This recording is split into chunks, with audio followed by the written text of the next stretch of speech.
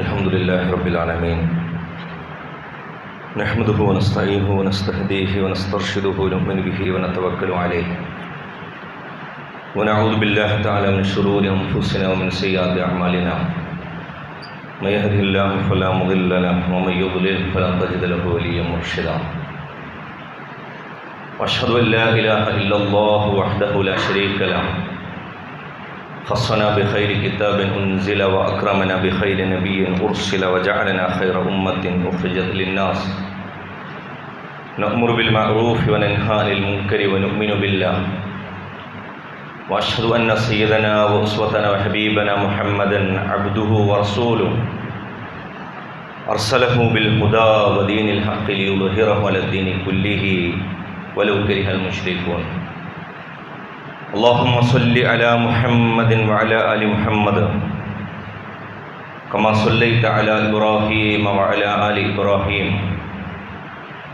وبارك على محمد وعلى آل محمد كما باركت على إبراهيم وعلى آل إبراهيم إنك حميد مجيد أما بعد فإن أصدق الحديث كلام الله وأصدق الهدي هدي محمد صلى الله عليه وسلم وشر الأمور محدثاتها وكل محدثة بدعة وكل بدعة ضلالة وكل ضلالة في النار عباد الله وإماء الله أوصيكم وإياي أولا بتقوى الله يا أيها الذين آمنوا اتقوا الله حق تقاته ولا تموتن إلا وأنتم مسلمون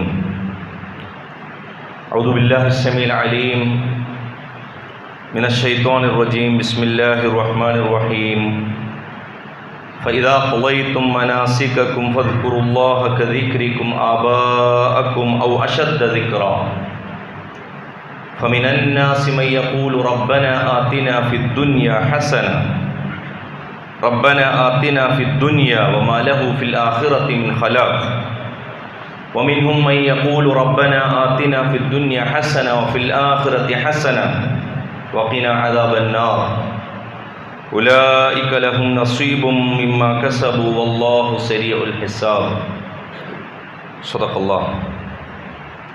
الله مولانا العلي العظيم. സ്നേഹാദരണീയരായ വിശ്വാസികളെ, സഹോദരി സഹോദരന്മാരെ, രഹസ്യവും പരസ്യവുമായ ജീവിതത്തിൻ്റെ സർവ മേഖലകളിലും അല്ലാഹു സുബ്ഹാനഹു വ തആലയുടെ വിധിവിലക്കുകൾ പാലിച്ചും തഖ്വയോടുകൂടി ജീവിതത്തെ ക്രമീകരിച്ചും മുന്നോട്ട് നീങ്ങണമെന്ന് എന്നെയും നിങ്ങൾ ഓരോരുത്തരെയും ഉണർത്തുകയാണ്, വസിയത്ത് ചെയ്യുകയാണ്. പടച്ചതമ്പുരാനവൻ്റെ സ്വാലിഹുകളും സച്ചരിതരുമായ അടിയാറുകളുടെ കൂട്ടത്തിൽ നമ്മെല്ലാം ഉൾപ്പെടുത്തി അനുഗ്രഹിക്കുമാറാകട്ടെ. പരിശുദ്ധ ഹജ്ജ് കർമ്മത്തിനായി നമ്മളുടെ നാട്ടിൽ നിന്ന് യാത്ര തിരിച്ച ആളുകൾ,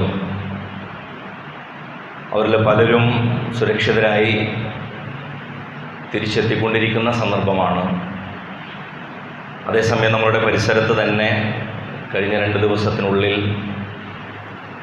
2 സഹോദരങ്ങളുടെ മരണം നമ്മുടെ ശ്രദ്ധയിൽപ്പെട്ടിട്ടുണ്ടാകും. നമ്മുടെ പരിസരവാസികൾ തന്നെയായ ഇന്നലെ ഒരു മരണം കാര്യവട്ടത്ത് സംഭവിച്ചിട്ടുണ്ട്. പരിശുദ്ധ ഹജ്ജ് കർമ്മം കഴിഞ്ഞ് തിരിച്ചു വരാൻ വേണ്ടി പ്ലാനിട്ട വിമാനത്തിലേക്ക് കയറാൻ വേണ്ടി ഏതാനും മണിക്കൂറുകൾ മാത്രമുള്ള സമയത്താണ് അവരൊക്കെ അള്ളാഹുവിലേക്ക് യാത്രയായിട്ടുള്ളത്.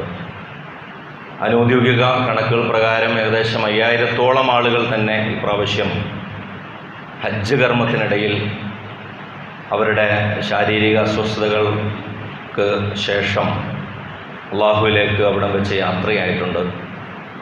അല്ലാഹു സുബ്ഹാനഹു വ തആല അവരുടെ ഹജ്ജ് മഖ്ബൂലും മബ്റൂറുമായി സ്വീകരിക്കുകയും അവൻ്റെ പ്രത്യേകമായ മഗ്ഫിറത്തും റഹ്മത്തും നൽകി അള്ളാഹു അവരെ സ്വീകരിക്കുകയും ചെയ്യുമാറാകട്ടെ.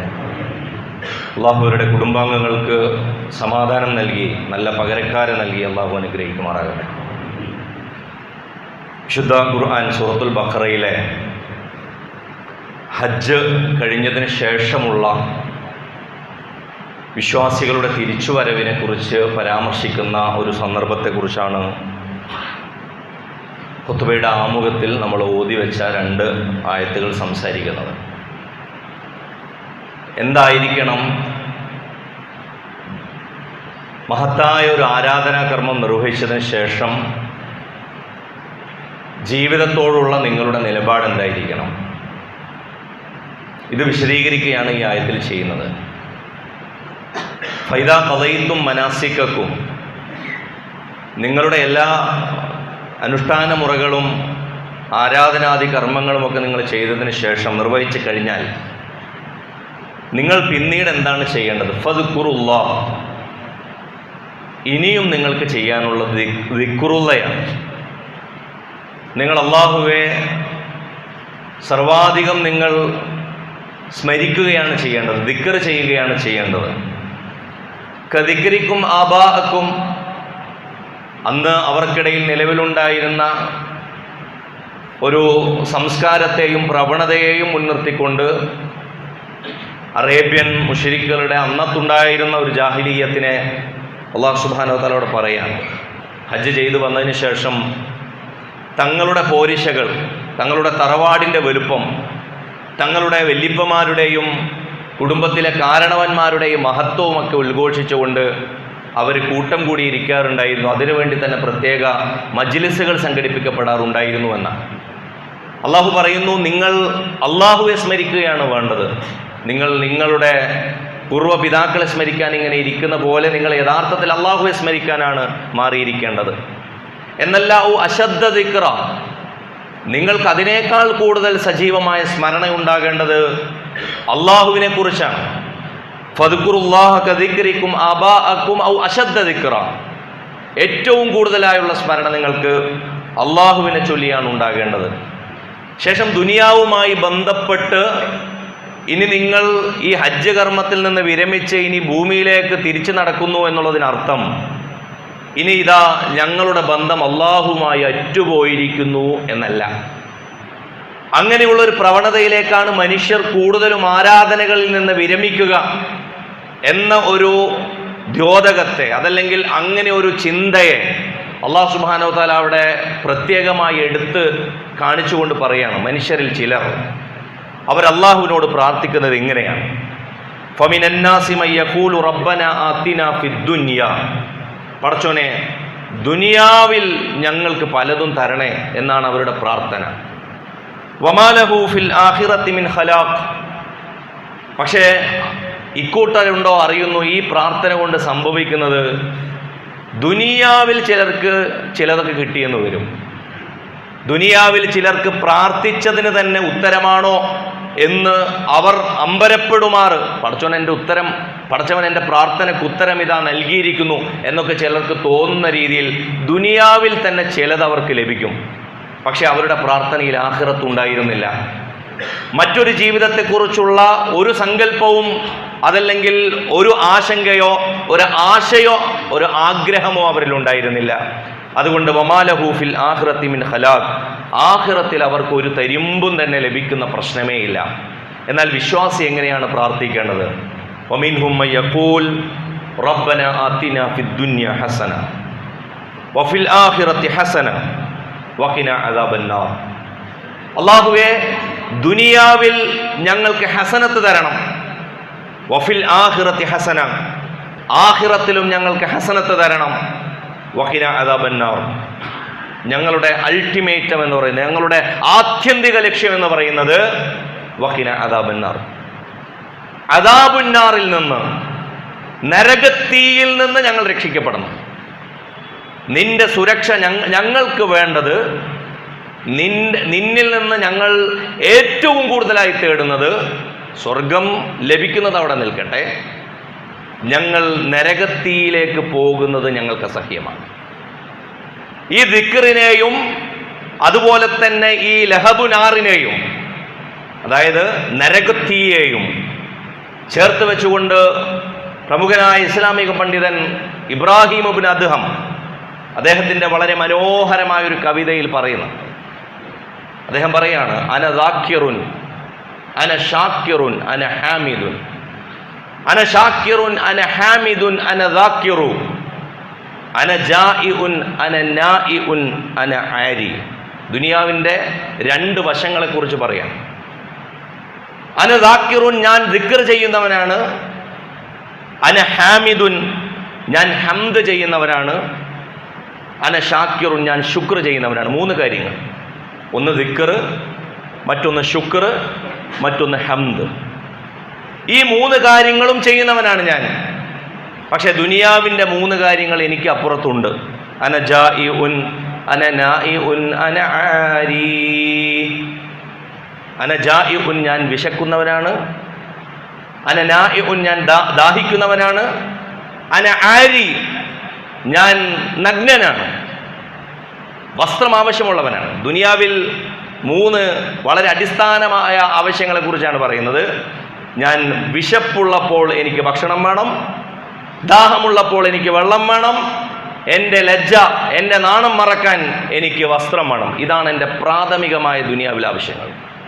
പക്ഷെ അതേസമയം ഞാൻ ദിക്ർ ചെയ്യുന്നവനാണ്, ഞാൻ ശുക്ർ ചെയ്യുന്നവനാണ്, ഞാൻ ഹംദ് ചെയ്യുന്നവനാണ്. അന ദാക്കിറുൻ അന ഹാമിദുൻ അന ഷാക്കിറു അന ജാഇഉൻ അന നാഇഉൻ അന ആരി. ശേഷം ഇബ്രാഹിം ബിൻ അദ്ഹം ഇതിനെ സംയോജിപ്പിച്ചുകൊണ്ട് പറയുകയാണ്. ഇത് ആറിനെയും ചേർത്തുകൊണ്ട് അദ്ദേഹം പറയുന്നു, ഹിയ സിത്തത്തുൻ വ അനൽ ളമീനു ലിനിസ്ഫിഹാ വ കുനിൽ ളമീന ലിനിസ്ഫിഹാ യാ ബാരി. ഹിയ സിത്തത്തുൻ, ഈ മൂന്നവസ്ഥകളാണ്, ഈ ആറവസ്ഥകളാണ് മൊത്തത്തിൽ. മൂന്ന് എൻ്റെ പ്രാർത്ഥനയുടെയും ആലോചനയുടെയും ആത്മീയതയുടെയും മൂന്നവസ്ഥകൾ. മറ്റൊന്ന് എൻ്റെ ഭൗതികമായ എൻ്റെ ആവശ്യങ്ങൾ. ഈ ആവശ്യങ്ങളിൽ ഹി അസിത്തത്തുൻ മൊത്തം ചേർത്താൽ ഇത് ആറെണ്ണമാണ്. വ അനൽ ളമീനു ലിനിസ്ഫിഹാ, ഇതിൽ മൂന്നെണ്ണത്തിന് ഞാൻ ജാമ്യം നിൽക്കുന്നു. മൂന്നെണ്ണത്തിന് ഞാൻ ജാമ്യം നിൽക്കുന്നു. ഏതിന്? ദിക്റിനും ശുക്റിനും ഹംദിനും. അല്ലാഹുവേ, ദിക്റും ശുക്റും ഹംദും ഞാൻ ചെയ്തോളാം. വ കുനിൽ ളമീന ലിനിസ്ഫിഹാ യാ ബാരി. അപ്പോൾ എൻ്റെ വസ്ത്രത്തിനും എൻ്റെ വെള്ളത്തിനും എൻ്റെ ഭക്ഷണത്തിനും നീ ജാമ്യം നിൽക്കണം. ഇത് വിശ്വാസിയുടെ നിലപാട്. എന്നല്ല വഖിന അദാബന്നാർ, നരകത്തിൽ നിന്ന് അല്ലാഹുവേ നീ എന്നെ രക്ഷിക്കണം, ഞങ്ങളെ രക്ഷിക്കണം എന്നുള്ള ഈ ആയത്തിനെ വളരെ മനോഹരമായി തൻ്റെ കവിതയിലേക്ക് വിവർത്തനം ചെയ്തുകൊണ്ട് അദ്ദേഹം പറയാണ്, മദ്ഹി ലിഗൈരിക ലഹബുനാരിൻ ഖുദ്ദുഹാ ഫഅജ്ർ അബീദക മിൻ ലഹീബിൻ നാരി. മദ്ഹി ലിഗൈരിക, പടച്ചോനെ നീ അല്ലാത്ത ആളുകളെ സുഖിപ്പിച്ച് ജീവിക്കേണ്ടി വരിക എന്നുള്ളത് ലഹബുനാരി, ദുനിയാവിൽ തന്നെ നരകമാണത്. മനുഷ്യന്മാരെ മണിയടിച്ച് ജീവിക്കേണ്ടി വരാന്നുള്ളത്. നിനക്ക് ഹംദും നിനക്ക് ശുക്റും നിന്നോടുള്ള ദിക്റും ചെയ്യുന്നതിന് പകരം മനുഷ്യന്മാരെ ദിക്ർ ചെയ്ത് നടക്കുക, മനുഷ്യന്മാരെ ഓർത്ത് നടക്കുക, മനുഷ്യന്മാർക്ക് ഹംദ് പറയുക, മനുഷ്യന്മാർക്ക് ശുക്ർ പറഞ്ഞ് ജീവിക്കേണ്ടി വരുന്ന ഒരവസ്ഥ ലഹബുനാരിൻ, ദുനിയാവിൽ തന്നെ അത് നരകക്കൊള്ളിയാണ്. അതുകൊണ്ട് ഫഅജ്ർ അബീദക മിൻ ലഹീബിൻ നാരി, ആ നരകക്കൊള്ളിയിൽ നിന്ന്, നരക ചൂടിൽ നിന്ന് ഈ പാവപ്പെട്ട അടിമയെ രക്ഷിക്കണമെന്ന് ഇബ്രാഹിം അദ്ഹമിൻ്റെ കവിതയിൽ നമുക്ക് വായിച്ചെടുക്കാം. ഈ കവിത ഈ ആയത്തുമായി ഒത്തുപോകുന്നത് കൊണ്ട് സൂചിപ്പിച്ചു എന്നേ ഉള്ളൂ. അതായത് വിശ്വാസിക്ക് ദിക്റുള്ളയിൽ നിന്ന് പുറത്തു കിടക്കുന്നൊരവസ്ഥയില്ല എന്നാണ്. ഏത് സമയത്തും ദിക്റുള്ള, അത് നമസ്കാരത്തെക്കുറിച്ചാകട്ടെ, നമുക്കറിയാം നമസ്കാരത്തിൽ നിന്ന് വിരമിക്കുന്നു, ദിക്റുകളുടെ ഘോഷയാത്രയാണ്. നമസ്കാരത്തിൽ നിങ്ങൾ വിരമിച്ച് പോകുന്നതിനെ കുറിച്ച് അല്ലാഹു സുബ്ഹാനഹു വ തആല നമസ്കാരത്തിൽ ജുമുഅയിലേക്ക് വിളിക്കുന്നതിനെ കുറിച്ച് സൂറത്തുൽ ജുമുഅയുടെ അവസാനം എന്താ പറയുന്നത്? യാ അയ്യുഹല്ലദീന ആമനു ഇദാ നൂദിയ ലിസ്സലാത്തി മിൻ യൗമിൽ ജുമുഅത്തി ഫസ്ഔ, നിങ്ങൾ ഓടി വരിക, നിങ്ങൾ ഓടി വരണം അതിലേക്ക്. ഫസ്ഔ ഇലാ ദിക്രില്ല, അല്ലാഹുവിൻ്റെ ദിക്റിലേക്ക് ഓടി വരണം. എന്നാൽ ആ നമസ്കാരം കഴിഞ്ഞാലോ? അവിടെയും ദിക്റാണ് പറഞ്ഞത്. ഇനി നമസ്കാരം കഴിഞ്ഞാൽ എന്ത് വേണം? നമസ്കാരം കഴിഞ്ഞാലും ഫഇദാ ഖുദിയത്തി സ്വലാത്തു ഫന്തശിറു ഫിൽ അർള് വബ്തഗു മിൻ ഫളില്ലാഹ് വദ്കുറുല്ലാഹ്, നമസ്കാരം കഴിഞ്ഞാൽ ദിക്റുള്ള കഴിഞ്ഞിട്ടില്ല, നമസ്കാരം കഴിഞ്ഞാലും വീണ്ടും ദിക്റുള്ള തുടങ്ങുകയാണ്. അപ്പം എന്താണ് ദിക്റുള്ള? അള്ളാഹുവെക്കുറിച്ചുള്ള സജീവമായ നിങ്ങളുടെ വാക്കുകളിലും നോക്കിലും പ്രവൃത്തികളിലും നിങ്ങളുടെ ഊണിലും ഉറക്കിലും നിശ്ചലതയിലുമുള്ള നിങ്ങളുടെ ഭാവമാണ് ദിക്റുള്ള. അതിന് ലാഹിറായ ചില ഹാസായ ചില അവസ്ഥകളുണ്ട്. അത് നമ്മൾ ചില ദിക്റുകൾ പറയുന്ന അവസ്ഥയാണ്. പക്ഷെ അതേസമയം അത് നാവിലേക്ക് വന്ന് അത് നാവിൻ്റെ നനവാകുമ്പോൾ അതിനെ സലഫുകൾ അതിനെ വിർദ് എന്ന് പറയാറുണ്ട്. വിർദ് എന്ന് പറഞ്ഞാൽ നാവിൻ്റെ നനവ് എന്നാണ്. അതായത് ദുനിയാവിൽ നമ്മളുടെ വർത്തമാനങ്ങൾ നാവിനെ കൂടുതൽ നനയ്ക്കേണ്ടത് അള്ളാഹുവിൻ്റെ വചനങ്ങൾ, കലാമുകൾ, അതായത് റസൂലുള്ളാഹി സ്വല്ലല്ലാഹു അലൈഹി വസല്ലം പഠിപ്പിച്ച പ്രാർത്ഥനകൾ, അതുപോലെ തന്നെ വിശുദ്ധ ഖുർആൻ തന്നെ, അള്ളാഹിൻ്റെ കലാമ് തന്നെ നിങ്ങളുടെ നാവിൻ്റെ നനവായി മാറ്റുക.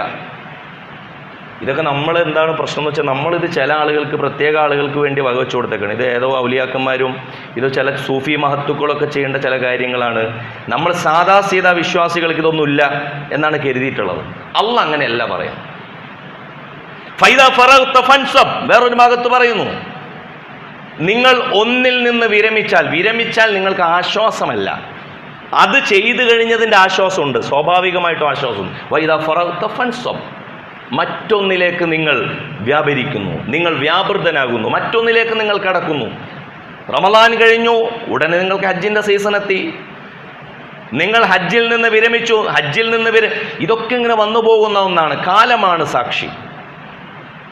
ഒരു സീസൺ ബന്ധിതമായി ഓഫറുകൾ മാത്രം വെച്ചുകൊണ്ട് നിങ്ങൾക്ക് അള്ളാഹുവെ കണ്ടുമുട്ടുക സാധ്യമല്ല. ആ ഓഫറുകളിൽ തീർച്ചയായിട്ടും അതിനുവേണ്ടി മുഅ്തക്കിഫുകളും മാറി അതിനുവേണ്ടി ഇരിക്കുന്ന ആളുകൾക്കൊക്കെ തീർച്ചയായിട്ടും സബഖൽ മുഫറദൂൻ, റസൂലുള്ളാഹി സ്വല്ലല്ലാഹു അലൈഹി വസല്ലം പറയുന്നുണ്ട്, ചില ആളുകൾ തനിച്ചായ ഇബാദത്തിന് വേണ്ടിയും ദിക്റിനും വേണ്ടി ഇരിക്കും, അവർ മുൻകടന്നിരിക്കുന്നു. അതങ്ങനെ ഒരു അവസ്ഥയുണ്ട്, തീർച്ചയായിട്ടും ഉണ്ട്.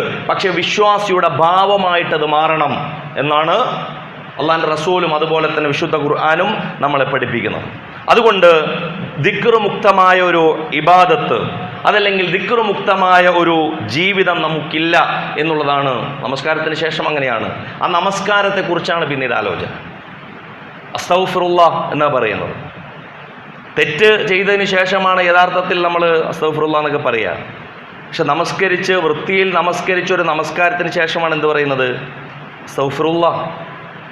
എന്താണ് പറ്റിപ്പോയതിനെ കുറിച്ച്, വീഴ്ചകളുണ്ടോ എന്ന് ആലോചിക്കുന്ന, അതല്ലെങ്കിൽ പരിശോധനകൾ ആവശ്യമുണ്ടോ എന്ന് ആലോചിക്കുന്ന, പരിശോധനകൾ ആവശ്യമുണ്ടെങ്കിൽ ഇനി അടുത്തതിൽ എങ്ങനെ തിരുത്താം എന്നുള്ളതിനെ കുറിച്ച് ആലോചിക്കുന്ന വിശ്വാസിയുടെ മനസ്സിനെയാണ് യഥാർത്ഥത്തിൽ ഈ ദിക്റുള്ള കൊണ്ട് ലഭ്യമാകുന്ന ഏറ്റവും സുപ്രധാനമായ കാര്യങ്ങളെ പണ്ഡിതന്മാർ എണ്ണി പറയുന്നു. തുമഅനീനത്തുൽ ഖൽബ്, ഒന്ന് ഹൃദയത്തിൻ്റെ അടക്കം, മനസ്സിന് ഒരു സ്വസ്ഥത. നിങ്ങൾക്ക് വേറൊന്നും, ദുനിയാവിലെ ഏതെങ്കിലും നിങ്ങൾക്ക് പ്രിയപ്പെട്ട ഭാര്യയാകട്ടെ, ഭർത്താവാകട്ടെ, ഏറ്റവും ഇഷ്ടപ്പെട്ട സുഹൃത്താകട്ടെ, അതല്ലെങ്കിൽ നിങ്ങളുടെ ഖുർറത്തു ഐൻ, കണ്ണിൻ്റെ കുളിർമയായ മക്കളാകട്ടെ, ഇവർ സ്വയം നിലക്ക് നിങ്ങൾക്ക് സ്വസ്ഥത തരൂല. ഇവർ അള്ളാഹുവിൻ്റെ മാർഗത്തിലാണെങ്കിൽ നിങ്ങൾക്ക് സ്വസ്ഥത തരും തീർച്ചയായിട്ടും. കാരണം അള്ളാഹിനോട് പ്രാർത്ഥിച്ചിട്ട് മാത്രമേ ആ സ്വസ്ഥത പോലും നിങ്ങൾക്ക് കിട്ടൂ. റബ്ബന ഹബ് ലനാ മിൻ അസ്വാജിനാ വദുരിയാതിനാ ഖുർറത അയുൻ എന്ന് പറയുന്നത്. മക്കൾ ഉള്ളത് കൊണ്ട്, ഭാര്യയും ഭർത്താവും ഉള്ളത് കൊണ്ട് സ്വസ്ഥത കിട്ടുകയല്ല. പടച്ചവനെ, അത് മുഖേന ഞങ്ങൾക്ക് സ്വസ്ഥത നീ തരേണമെന്നാണ്. അപ്പോൾ ആ വഴിയിൽ പെടണം. അപ്പോൾ ആ വഴിയിൽ പെടുമ്പോൾ, അതുകൊണ്ടാണ് അലാ ബിദിക്രില്ലാഹി തത്മഇന്നുൽ ഖുലൂബ്. ഹൃദയത്തിനടക്കം വേണോ? ജീവിതത്തിൽ വരുന്ന പ്രതിസന്ധികൾ നിങ്ങൾക്ക് അഭിമുഖീകരിക്കണോ? നിങ്ങൾ ഏത് സന്തോഷവും, നമ്മൾ സാധാരണഗതിയിൽ എപ്പോഴും ഒരുപോലെ വായിച്ചു പോകാൻ പറ്റുന്ന ഒരു സെൻറ്റൻസിൻ്റെ ഉദാഹരണം പറയാറുണ്ടല്ലോ. ഒരു രാജാവ് പറഞ്ഞു അത്രേ തൻ്റെ കൊട്ടാരത്തിലെ പണ്ഡിതനോട്, നോക്കിയാൽ എപ്പോഴും എനിക്ക് ഒരേ സന്തോഷം തോന്നുന്ന ഒരു സെൻറ്റൻസ് അവിടെ എഴുതി തരാൻ പറ്റണം. അതല്ലെങ്കിൽ ജീവിതത്തെക്കുറിച്ച് പതിഞ്ഞൊരാലോചന എന്നിൽ പകരുന്ന ഒരൊറ്റ സെൻറ്റൻസ്. അപ്പോൾ ആ പണ്ഡിതൻ പറഞ്ഞു കൊടുത്തു അത്രേ, ഈ സമയവും കഴിഞ്ഞു പോകും. ഇതാണ് ഈ സമയവും കഴിഞ്ഞു പോകും. ഏത് സമയത്തും വായിക്കാവുന്ന ഒരു സെൻറ്റൻസ്. ഈ സമയവും കഴിഞ്ഞു പോകുമെന്നുള്ളത് ഇസ്ലാമിലെ മഹത്തായ ഒരു ആശയമാണ്. ഏത് സന്തോഷത്തിൻ്റെ സമയത്തും നിങ്ങൾക്കത് വായിക്കാം, ഈ സമയവും കഴിഞ്ഞു പോകും. ഏത് ദുഃഖത്തിൻ്റെ സമയത്തും നിങ്ങൾക്കത് വായിക്കാം, ഈ സമയവും കഴിഞ്ഞു പോകും. അതുകൊണ്ട് അൽ ഖൗഫ് മിനൽ ഇസ്തിദ്റാജ്, പണ്ഡിതന്മാർ മഹാനായ ഇബ്നുൽ ഖയ്യിം റഹ്മത്തുള്ളാഹി അലൈഹിനെ പോലെയുള്ളവർ അദ്ദേഹത്തിൻ്റെ ഗ്രന്ഥത്തിൽ പറയുന്നുണ്ട്, നിങ്ങളുടെ ജീവിതത്തിൽ വരുന്ന എത്ര കയറ്റങ്ങളും ഇറക്കങ്ങളും നിമ്നോന്നതികളും താഴ്ചകളും വീഴ്ചകളും ഉയർച്ചകളും ആകട്ടെ, അത് നിങ്ങളെ അതിശയിപ്പിക്കുകയോ അമ്പരപ്പിക്കുകയോ ചെയ്യേണ്ടതില്ല.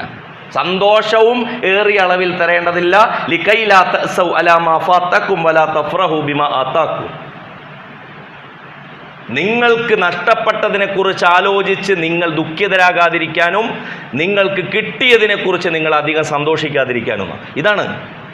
ഇത് ബാലൻസ് ആവണമെന്ന് ഈ ദിക്റുള്ള കൂടെ ഉണ്ടാവണം. അല്ലെങ്കിൽ നിങ്ങൾ സ്വയം നിലക്ക് പൊന്തിപ്പോകും. സ്വയം നിലക്ക് നിങ്ങൾ സങ്കല്പിച്ച കുഴിയിലേക്ക് നിങ്ങൾ വീണു പോകും. അങ്ങനെ വീണു പോകേണ്ടതില്ല. അവിടെ നിങ്ങൾക്ക് തുമഅ്നീനത്തുൽ ഖൽബിൻ്റെ, ഹൃദയത്തിൻ്റെ അടക്കത്തിൻ്റെ, അതിൻ്റെ സമാധാനത്തിൻ്റെ വള്ളിയായി അള്ളാഹുവിനെ കുറിച്ചുള്ള സജീവമായ സ്മരണ വരിക. അതുകൊണ്ടാണ് 5 നേരം നമസ്കരിപ്പിക്കുന്നത്. അതിനാണ് നമസ്കാരങ്ങൾക്ക് മുൻപും പിൻപും അതല്ലെങ്കിൽ എത്രയോ മുസ്തഹബുകളും നവാഫിലുകളും ഒക്കെയായി വ്യത്യസ്തമായ സുന്നത്ത് നമസ്കാരങ്ങൾ നമ്മളെ പരിശീലിപ്പിക്കുന്നതിനാണ്. കാരണം വിശ്വാസിക്ക് ഇത് എൻ്റെ ഒരു ആവശ്യമാണ്. എത്രത്തോളം എന്നാൽ മഹാനായ സുഫിയാനു സൗരി റഹ്മത്തുള്ളാഹി അലൈഹി പറയാം, എൻ്റെ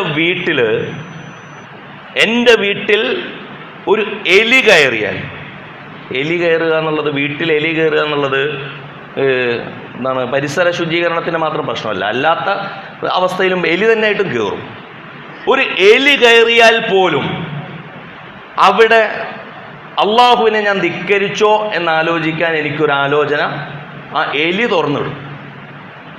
എൻ്റെ മകൻ എന്നോട് കയർത്തു സംസാരിച്ചാൽ, എൻ്റെ മകനാണല്ലോ, ഞാൻ വളർത്തി വലുതാക്കിയതാണല്ലോ, എൻ്റെ മകൻ എന്നോട് കയർത്ത് സംസാരിച്ചാൽ ആ മകൻ എന്നെ ധിക്കരിച്ചു എന്നുള്ളത്, ഞാൻ അള്ളാഹുവെ ധിക്കരിച്ചോ എന്ന ആലോചനക്കാണ് എനിക്ക് അത് വഴിമരുന്നിടുക, അതല്ലെങ്കിൽ അതിന് കാരണമാവുക എന്ന് അദ്ദേഹം പറയാം. അതായത് ജീവിതത്തിലെ ഓരോ സന്ദർഭങ്ങളും, നമ്മുടെ ഒരു വണ്ടി തട്ടി, നമ്മളിങ്ങനെ ധൃതി പിടിച്ച് എവിടെക്കോ പോവുകയാണ്, വാഹനം തട്ടി, അതല്ലെങ്കിൽ നമ്മളുടെ ഒരു പണം നമുക്ക് മിസ്സായി, അതല്ലെങ്കിൽ നമ്മൾ കരുതിയ ഒരു കാര്യം ഇന്ന് നടന്നില്ല, അതല്ലെങ്കിൽ ഉറ്റവരുടെ, ഉടയവരുടെ, പ്രിയപ്പെട്ടവരുടെ പെട്ടെന്നുള്ള മരണം, രോഗം, ഇതിലൊക്കെയും പ്രിയപ്പെട്ടവരെ നമുക്ക് ദിക്റുള്ളയെ കണ്ടെത്താൻ പറ്റും.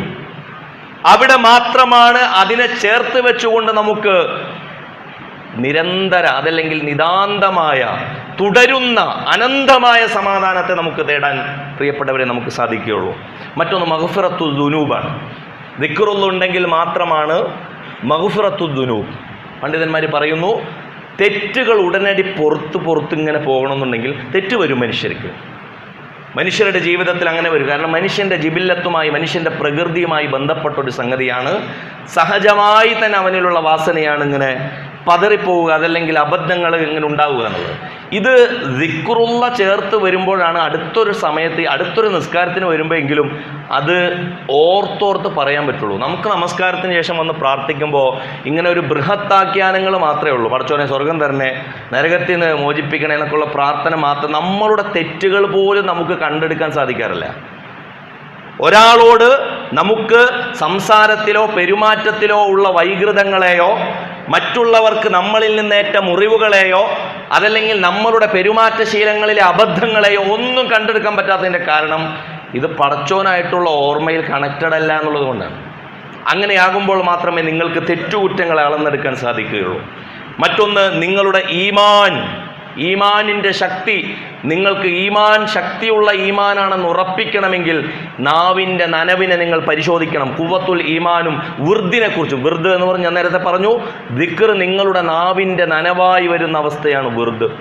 നിങ്ങൾക്ക് നിങ്ങളുടെ ഏകാന്തതയിൽ, അതല്ലെങ്കിൽ നിങ്ങൾക്ക് നിങ്ങളുടെ കൂട്ടം കൂടലുകളിൽ തന്നെ, നിങ്ങളുടെ പരസ്പരമുള്ള ചർച്ചകളിൽ തന്നെ നിങ്ങൾക്ക് അള്ളാഹുവിനെ കൊണ്ടുവരാൻ, ഇസ്ലാമിനെ കൊണ്ടുവരാൻ, ദീനിനെ കൊണ്ടുവരാൻ, ഖുർആനിനെ കൊണ്ടുവരാനൊക്കെ നിങ്ങൾക്ക് സാധിക്കുന്ന അവസ്ഥയുണ്ടോ? അത് ഖുർആൻ സ്റ്റഡി സെൻ്ററിന് വേണ്ടിയിട്ട് ഇങ്ങനെ കൂടുമ്പോൾ മാത്രമൊന്നുമല്ല, അതിനു വേണ്ടിയുള്ള പ്രത്യേക മജ്ലിസാണ്.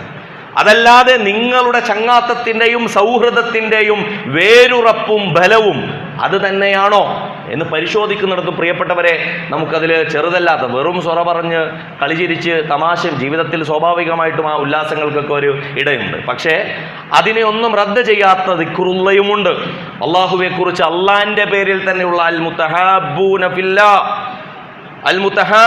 ഫില്ലാ വജബത്ത് മഹബ്ബത്തി ലിൽ മുതജാലിസീന ഫിയ, എൻ്റെ പേരിൽ കൂടിയിരിക്കുന്ന ചങ്ങാതിമാർ. അള്ളാഹ് പറയാ ഖുദ്സിയായ ഹദീസിൽ, എൻ്റെ പേരിൽ എന്നെ ഓർക്കാൻ വേണ്ടി കൂടിയിരിക്കുന്ന സുഹൃത്തുക്കളുണ്ട് ദുനിയാവിൽ, അവർക്ക് വജബത്ത് മഹബ്ബത്തി, എൻ്റെ സ്നേഹം അവർക്ക് നിർബന്ധമായിരിക്കുന്നു എന്നാണ്. ഇപ്രകാരം അതുപോലെ തന്നെ അൽ വിഖായത്തു മിന ശൈത്താൻ, ഷൈത്താൻ മനുഷ്യൻ്റെ ഇന്ന ശൈത്താന ലയജ്രി മജ്റദ് ദം ഇബ്ൻ ആദം എന്നാണ്. ഒരു മനുഷ്യൻ്റെ രക്തഞരമ്പുകൾ ഓടുന്ന ഭാഗങ്ങളിൽ മുഴുവൻ പിശാചിൻ്റെ വാസനകളുണ്ട്. അവിടെ നിന്ന് സജീവമായ ദിക്റുള്ള കൊണ്ട് മാത്രമേ നിങ്ങൾക്ക് തിരിച്ചു വരാൻ പറ്റൂ. അതായത് മഹത്തായ ഒരു ഹജ്ജ് കർമ്മം കഴിഞ്ഞ് തിരിച്ചു വരുന്ന സമയത്തും അള്ളാഹ് പറയുന്നത്, ഇപ്പം നിങ്ങൾ ഫുള്ള് ചാർജായി, ഇനി നിങ്ങൾ അങ്ങോട്ട് പോയിക്കോന്നല്ല. ഇനി നിങ്ങളിപ്പോൾ ഫുള്ള് ചാർജിനാണ്, പക്ഷെ ഇനി നിങ്ങൾക്ക് വേണ്ടത്, എവിടെ പോയാലും നിങ്ങൾക്ക് വേണ്ടത് 24 മണിക്കൂറിലെ 23.5 മണിക്കൂറിൻ്റെ ഉറക്കിലും നിശ്ചലതയിലും നിങ്ങളുടെ ജോലിയിലും അരമണിക്കൂർ നിസ്കരിച്ചു എന്ന് നിങ്ങൾ കരുതുക. അത് കഴിഞ്ഞിട്ടുള്ള പുറത്തുള്ള സമയത്തും നിങ്ങൾക്ക് ദിക്റുള്ള കൊണ്ട് മാത്രമേ ജീവിതത്തെ ദിക്റുള്ളയിൽ തളച്ചിടുകയാണ് ചെയ്യുന്നത്. ദിക്റുള്ളയിൽ തളച്ചിടും. അതുകൊണ്ട് ഹജ്ജ് കഴിഞ്ഞ് വന്ന് നിങ്ങൾ ആഖിറത്തിലായിരുന്നു എന്നുള്ള ബോധത്തിൽ, ഇനി ദുനിയാവിൻ്റെ ഉഹ്റവി ചിന്തയിലായിരുന്നു, ഇനി ദുനിയാവി ചന്തയിലേക്ക് നിങ്ങൾ പോകരുത് എന്നാണ്. നിങ്ങൾ ചന്ത എന്നുള്ളത് മോശപ്പെട്ടൊരു വാക്കൊന്നുമല്ല, പക്ഷേ വിശുദ്ധ ഖുർആൻ അവിടെ അതിനെക്കുറിച്ച് പറയുന്നുണ്ട്. ചിലർക്ക് ദിക്ർ പ്രശ്നമല്ല, ദിക്റിനെ പോലും റദ്ദ് ചെയ്തുകൊണ്ട് വൈദാ ഖുദിയത്തി സ്വലാത്തു ഫന്തശിറു ഇലല്ലാഹി വബ്തഗു മിൻ ഫളില്ലാഹി വദ്കുറുല്ലാഹ കസീറൻ ലഅല്ലകും തുഫ്ലിഹൂൻ എന്ന് പറഞ്ഞതിന് ശേഷം വൈദാ റഔ തിജാറതൻ ഔ ലഹ്വൻ ഫല്ലു ഇലൈഹാ വതറകൂക ഖായിമ. വൈദാ റഔ തിജാറതൻ, അവരുടെ ബിസിനസിന്റെ കാര്യം വരുമ്പോൾ, അവരുടെ കച്ചവടത്തിന്റെ കാര്യം വരുമ്പോൾ, ഔ ലഹ്വൻ അതല്ലെങ്കിൽ ദുനിയാവിൽ തന്നെ രസമുള്ള കാര്യം വരുമ്പോൾ, ഇൻഫല്ലു, അവർക്ക് ഈ ദിക്റുള്ള ഒന്നും പ്രശ്നമല്ല എന്നല്ല. വതറകൂക ഖായിമ, റസൂലെ നീ നിന്ന് പ്രസംഗിച്ചാൽ പോലും നിന്നെ ഒഴിവാക്കി വരുമ്പോൾ, റസൂല് മിമ്പറിൽ നിൽക്കുന്ന നീ പോലും സ്വന്തം കാര്യം വന്നാൽ ഒഴിവാക്കി പോകുന്ന ആളുകളാണ്. അതുകൊണ്ട് അല്ലാഹു സുബ്ഹാനഹു വ തആല പറയുന്നു, ഈ ദിക്റിനെ നിങ്ങളുടെ കടിഞ്ഞാണായി, നിങ്ങൾക്ക് തന്നെ അരക്കിട്ടുറപ്പിക്കേണ്ടുന്ന നിർബന്ധ ബാധ്യതയായി ഹജ്ജിന് ശേഷവും നമ്മളിൽ അത് ഏൽപ്പിക്കുകയാണ്. തീർച്ചയായും അത് ഹജ്ജ് ചെയ്തവർക്ക് കൂടുതൽ അവർ അതിന് ബാധ്യസ്ഥരാണ്. ഹജ്ജ് തീർച്ചയായും നമ്മളെ കൂടി പ്രതിനിധീകരിച്ചുകൊണ്ട് അവർ ചെയ്തൊരു കർമ്മമാണ്. ഹജ്ജ് മാസം നമ്മളുടെ കൂടി മാസങ്ങളാണ് എന്നുള്ളത് കൊണ്ട് ആ നിർദ്ദേശങ്ങളിൽ നിന്ന് നമ്മളും ഒഴിവാകുന്നില്ല എന്ന് പ്രിയപ്പെട്ടവർ നമ്മൾ മനസ്സിലാക്കുക. അല്ലാഹു സുബ്ഹാനഹു വ തആല അതിനടിസ്ഥാനത്തിൽ ജീവിതത്തെ ക്രമപ്പെടുത്താൻ നമുക്ക് തൗഫീക്ക് നൽകി അനുഗ്രഹിക്കുമാറാകട്ടെ. നമ്മളിൽ നിന്ന് ഹജ്ജ് ചെയ്ത എല്ലാ സഹോദരങ്ങളുടെയും ഹജ്ജ് അല്ലാഹു മഖ്ബൂലും മബ്റൂറുമായി സ്വീകരിക്കുമാറാകട്ടെ. എന്തെങ്കിലും വീഴ്ചകൾ അവർക്ക് പറ്റിയിട്ടുണ്ടെങ്കിൽ അല്ലാഹു സുബ്ഹാനഹു വ തആല അത് പുറത്ത് മാപ്പാക്കി കൊടുക്കുമാറാകട്ടെ. മരണപ്പെട്ടു പോയവർക്ക് അല്ലാഹു മഗ്ഫിറത്തും മർഹമത്തും നൽകുമാറാകട്ടെ. അല്ലാഹു നമ്മുടെ മാതാപിതാക്കളെ അനുഗ്രഹിക്കുമാറാകട്ടെ. അവരിൽ നിന്ന് മരണപ്പെട്ടു പോയവർക്ക് അല്ലാഹു മഗ്ഫിറത്തും മർഹമത്തും നൽകുമാറാകട്ടെ. അല്ലാഹു അവരെയും നമ്മയും അവൻ്റെ ജന്നാത്തുൽ ഫിർദൗസിൽ ഒരുമിച്ച് കൂട്ടുമാറാകട്ടെ. വഖൂലു ഖൗലി ഹാദാ വസ്തഗ്ഫിറുല്ലാഹി ലി വലക്കും വസ്തഗ്ഫിറുഹു ഇന്നഹു ഹുവൽ ഗഫൂറുർ റഹീം. അൽഹംദുലില്ലാഹിൽ അഹദൽ ഫർദുസ് സമദ് الذي لم يلد ولم يولد ولم يكن له كفوا أحد. اللهم صل وسلم وبارك على رسولك محمد وعلى آل محمد كما صليت وسلمت وباركت على إبراهيم وعلى آل إبراهيم في العالمين إنك حميد مجيد. عباد الله إماء الله أوصيكم وإياي ثانيا بتقوى الله. يا أيها الذين آمنوا اتقوا الله حق تقاته ولا تموتن إلا وأنتم مسلمون. اللهم اغفر للمؤمنين والمؤمنات والمسلمين والمسلمات الأحياء منهم والأموات إنك مجيب الدعوات يا قاضي الحاجات. طيب ثراهم واجعل الجنة مأواهم. اللهم أعز الإسلام والمسلمين وأذل الشرك والمشركين وأذل الكفر والكافرين وأذل النفاق والمنافقين. اللهم يا ربنا آت نفوسنا تقواها وزكها أنت خير من زكاها أنت وليها ومولاها. اللهم ربنا ظلمنا أنفسنا وإن لم تغفر لنا وترحمنا لنكونن من الخاسرين.